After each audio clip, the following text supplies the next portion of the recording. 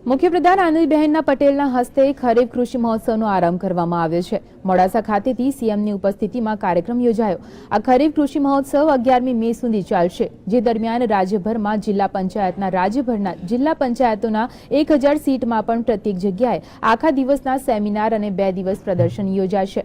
રાજ્યની 4 કૃષિ યુનિવર્સિટીમાં હજારેક વૈજ્ઞાનિકોનો આ સેમિનાર પ્રદર્શનના સ્થળે ખેડૂતને માર્ગદર્શન આપવા માટે ઉપયોગ થશે। આ કૃષિ મહોત્સવ પાછળ 35 કરોડનો ખર્ચ થશે। જો કે આ કાર્યક્રમના વિરોધની શક્યતાને લઈને ભિલોડાના ધારાસભ્યની અટકાયત પણ કરવામાં આવી હતી।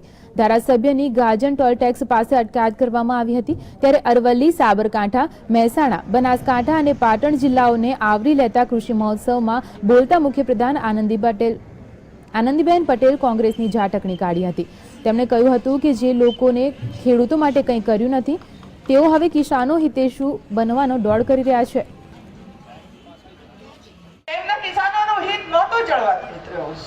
જો એમના દિલની અંદર કિસાનોનું હિત હોત તો 2008 ની અંદર એમણે ડેમના દરવાજા મૂકવાની પરમિશન આપી દીધી હોત, અને એ વખતે જો 2008 ની અંદર ડેમના દરવાજા મુકાઈ ગયા હોત તો 3 વર્ષની અંદર એ કામ આપણે પૂર્ણ કરી શક્યા હોત, અને 2011 ની અંદર જે 138 મીટર સુધી પાણી ઉપર પહોંચ્યું હોત, એ પાણીનો લાભ ફોરસી ઉત્તર ગુજરાત હોય કે સૌરાષ્ટ્ર હોય કે કચ્છની ધરતીને મળ્યું હોત।